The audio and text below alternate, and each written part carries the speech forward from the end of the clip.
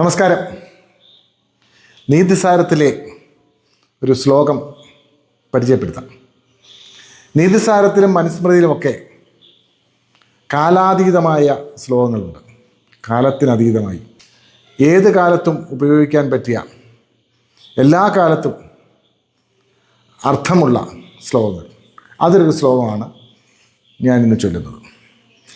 വിവാദശീലാം സ്വയമർത്ഥചോരിണി പരാനുകൂലാം പതിദോഷഭാഷിണി അഗ്രാശിനി മന്യഗ്രഹപ്രവേശിനി ഭാര്യാത്യജേത് പുത്രദശപ്രസൂതികാം. ഒന്നുകൂടെ ചൊല്ലാം. വിവാദശീലാം സ്വയമർത്ഥചോരിണി പരാനുകൂലാം പതിദോഷഭാഷിണി അഗ്രാശിനി മന്യഗ്രഹപ്രവേശിനി ഭാര്യാത്യജേത് പുത്രദശപ്രസൂതികാം. അർത്ഥം പറയാം. എപ്പോഴും വിവാദശീലാം, എപ്പോഴും തർക്കവും വഴക്കും ഉണ്ടാക്കുന്നവൾ. വിവാദശീലാം സ്വയമർത്ഥചോരിണി, സ്വന്തം മുതൽ മോഷ്ടിക്കുന്നവൾ. അതായത് ഭർത്താവിൻ്റെ മോഷ്ടിക്കും, വീട്ടിലിരിക്കുന്ന മോഷ്ടിക്കും, മോഷ്ടിച്ചെല്ലാം കൈക്കലാക്കുന്നവൾ. സ്വയമർത്ഥചോരിണി.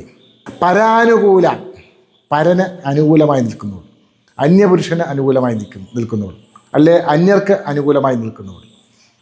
അതായത് ഭർത്താവിന് എതിരായിട്ട് മറ്റുള്ളവർക്ക് അനുകൂലമായി നിൽക്കുന്നവൾ. അതാണ് പരാനുകൂലം. പതിദോഷഭാഷിണി, ഭർത്താവിനെ പറ്റി കുറ്റം പറയുന്നവൾ. പതിദോഷഭാഷിണി. അഗ്രാശിനി, അത് ആഹാരം പാകം ചെയ്താൽ ആദ്യം ആഹാരം കഴിക്കും, അവനവൻ്റെ കാര്യം ആദ്യം ആഹാരം കഴിക്കുന്നവൾ. അന്യഗ്രഹപ്രവേശിനി, ചില സ്ത്രീകളുണ്ടല്ലോ എപ്പോഴും വീടാൻ തോറും കയറി ഇറങ്ങി നടക്കുന്നവൾ. അന്യഗ്രഹപ്രവേശിനി, എപ്പോഴും അന്യ വീടുകളിൽ പോയി കുടിയിരിക്കുന്നവൾ, നുണ പറയാനും കൊതി പറയാനും ഒക്കെ നിൽക്കുന്നവൾ.